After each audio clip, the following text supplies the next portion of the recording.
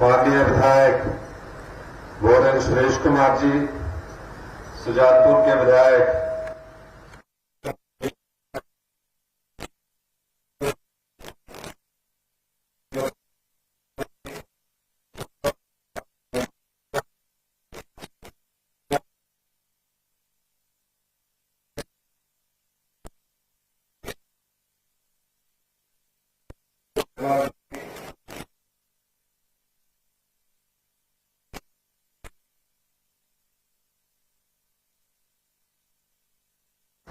श्री अतुल कड़ोता जी, श्री नरेश ठाकुर पूर्व जिलाध्यक्ष,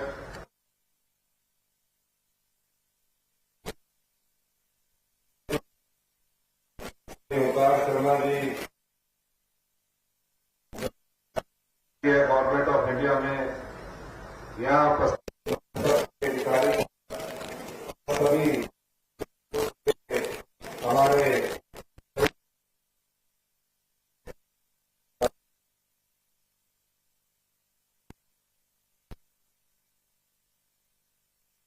ऐसा राज्य बना जहां लाल लकीर और लाल डोरा के नाम से और आबादी देह के नाम से जो संपत्ति थी, जो किसी के नाम पर नहीं हुआ करती थी, उसका सर्वे करवाकर आज हम स्वामित्व कार्ड के द्वारा आपको एक अधिकार दे रहे हैं। 20 महीने पहले जब हमारी सरकार बनी, उस समय जब हमने राजस्व विभाग की बैठक ली तो कई त्रुटियां हमारे सामने आई। हमने पहली बार 1954 के लैंड रेवेन्यू एक्ट को जितने 20 से अधिक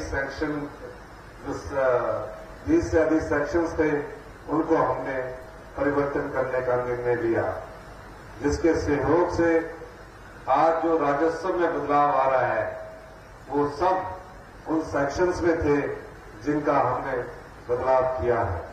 मुझे खुशी है, पिछले दिनों जब मैं राजस्व विभाग की बैठक ले रहा था तो पता लगा कि पिछले 6 महीने में तकरीबन जिनकी रजिस्ट्रियां हो चुकी थी 1,57,000 के करीब इंतकाल हो चुके हैं।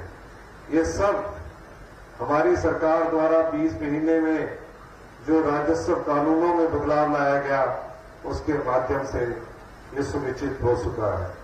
अभी हम जो लैंड कोड है उसमें भी बदलाव कर रहे हैं, उसका मैनुअल तैयार हो रहा। मेरी ओंकार जी से भी बात हो रही थी, उन्होंने कहा कि जो लैंड कोड मैनुअल हमारा है वो तकरीबन 34 वर्ष बाद उसमें बदलाव किया जा रहा है। ये सारा परिवर्तन आम लोगों को राजस्व में कोई तकलीफ ना हो, पटवारी के बार बार चक्कर ना काटने पड़े, इस दृष्टि से हमारी सरकार कर रही है। मैं आपको आश्वासन देना चाहता हूं कि राजस्व में अभी बहुत अधिक बदलाव करने की जरूरत है, चाहे वो डिमार्केशन से संबंधित है, चाहे वो पार्टीशन के से संबंधित है। हमने अब पार्टीशन का भी समय निर्धारित किया है। पार्टीशन के बारे में कहावत थी कि अगर पार्टीशन होना है तो वो दादा के समय शुरू होता है और पोते के समय भी खत्म नहीं होता।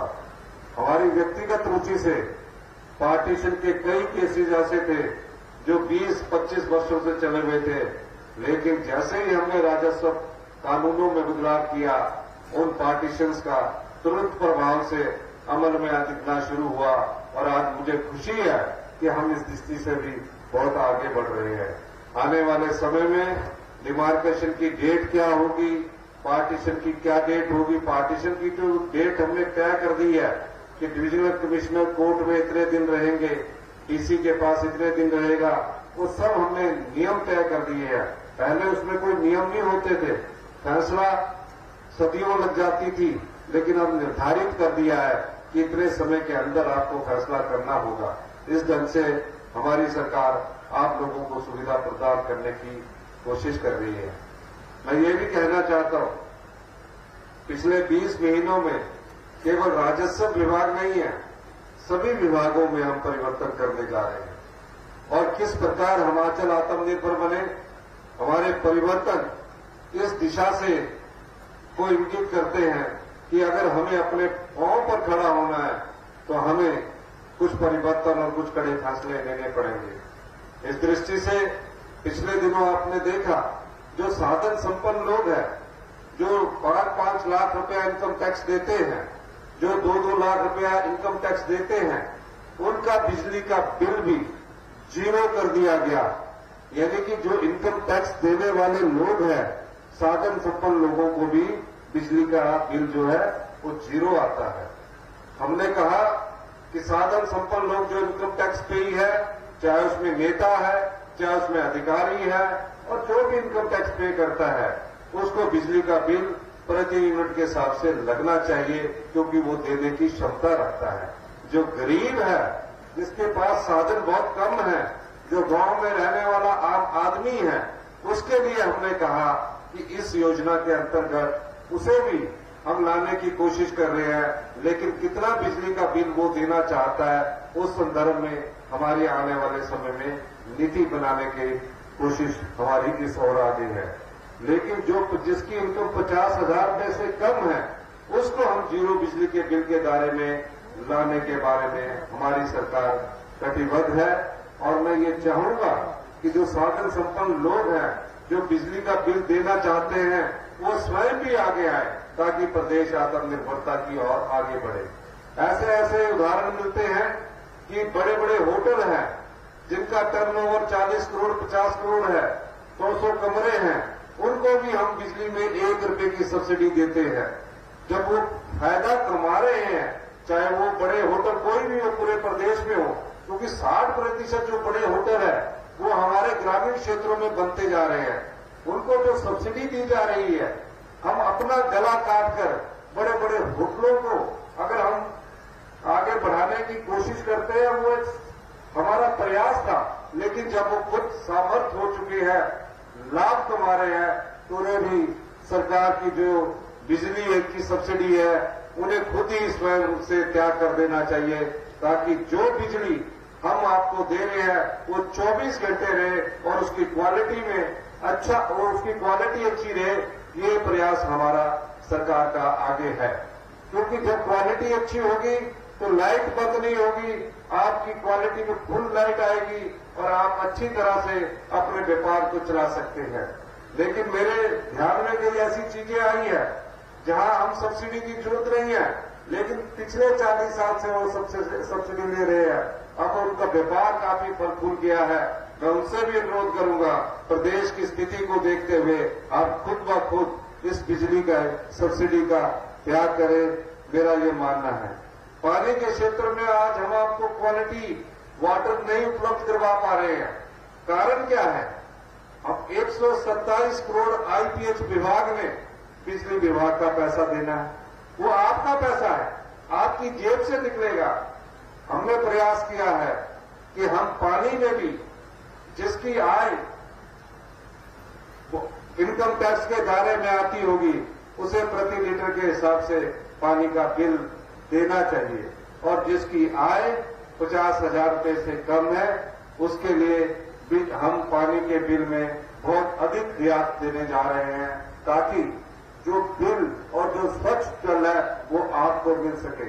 इस प्रकार के फैसले हम आप लोगों के लिए करना चाहते हैं, युवा पीढ़ी के भविष्य को सुरक्षित करना चाहते हैं।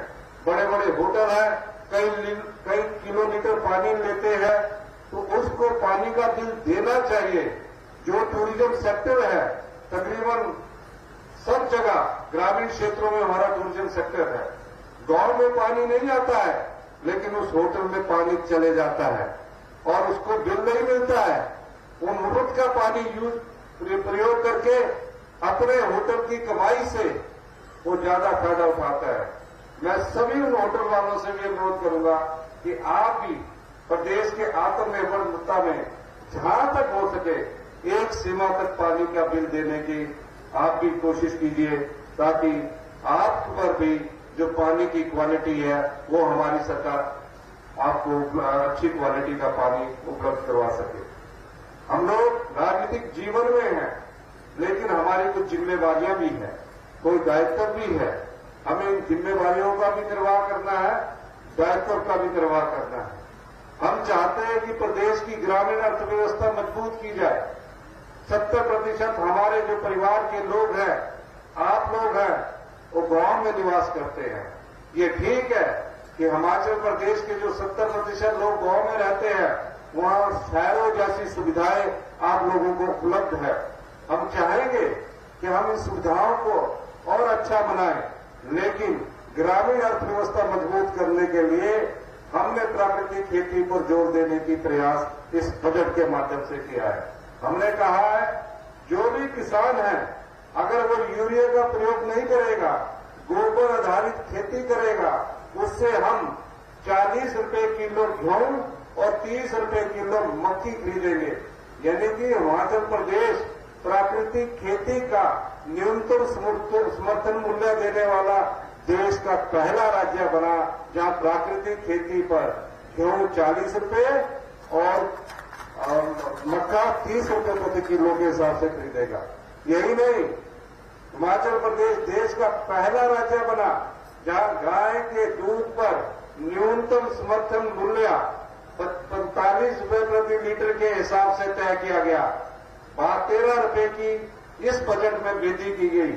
32 रुपए से बढ़ाकर मिल्क फेडरेशन 45 रुपए किलो के हिसाब से गाय का दूध प्रति लीटर के हिसाब से गाय का दूध खरीद रही है, और भैंस के दूध का मूल्य 47 रुपए से बढ़ाकर 55 रुपए किया गया, ताकि गांव का किसान जो पशु आधारित जीवन यापन करता है, उसके हाथ में भी पैसा जाए। इस दृष्टि से भी हमारी सरकार कार्य कर रही है।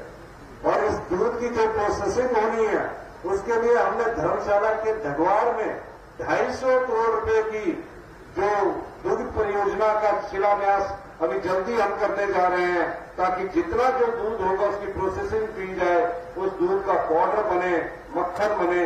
इस दृष्टि से ग्रामीण अर्थव्यवस्था में और डेयरी उद्योग को मजबूत करने के लिए हमारी सरकार कार्य कर रही है। ये सब चीजें आपके लिए की जा रही है। आम आदमी तक हमारी सरकार के विकास की रोशनी पहुंचे, इस दृष्टि से हम दिन प्रतिदिन प्रयास कर रहे हैं। आप जानते हैं कि पिछले कुछ 2 वर्षों से लगातार आपदा आ रही है, कई जीवन हमें छोड़कर चले जा रहे हैं। पिछले दिनों सुमेर में घटना घटी, एक पूरा गांव जिसे ये मालूम भी नहीं था कि कैसे एकदम क्लाउड बस्ट होगा और इतना अधिक पानी होगा, हम सबको छोड़कर चले गए। 55 के करीब लोग मिसिंग है, जिसमें से कुछ का देहांत हो चुका, 30-33 के करीब हमें शव बरामद हो चुके हैं। इन सब आपदाओं का हमें चुनौतीपूर्वक सामना करना है, लेकिन ये क्लाउड बस्ट की घटनाएं पिछले कुछ दिनों से ज्यादा बढ़ी है।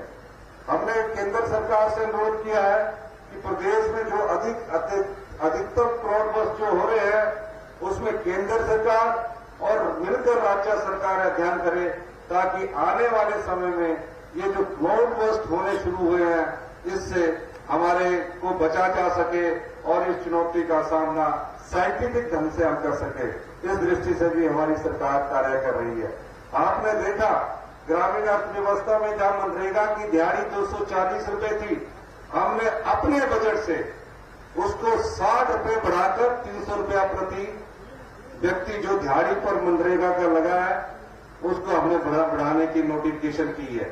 इसलिए कई ऐसी योजनाएं हैं जो आपसे संबंधित है, उसको आप बजट के माध्यम से देखिए और उसका आप अधिक से अधिक लाभ उठाइए, ये मैं कहना चाहता हूं। राजस्व कानून में हमने महत्वपूर्ण बदलाव किए हैं।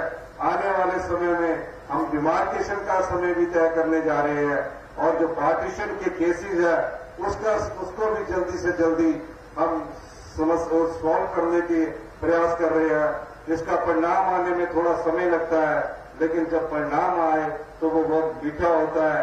आज कई सालों के बाद जो लाल लकीर में रहने वाले लोग हैं, जो लाल डोरा में रहने वाले लोग हैं, हमने तीव्र गति से कार्य करते हुए आज उन लाल लकीर में रहने वाले परिवारों के लिए एक संपत्ति अधिकार सर्टिफिकेट देने का कार्ड जो हमने बनाया, वो आज वितरित किए जा रहे हैं।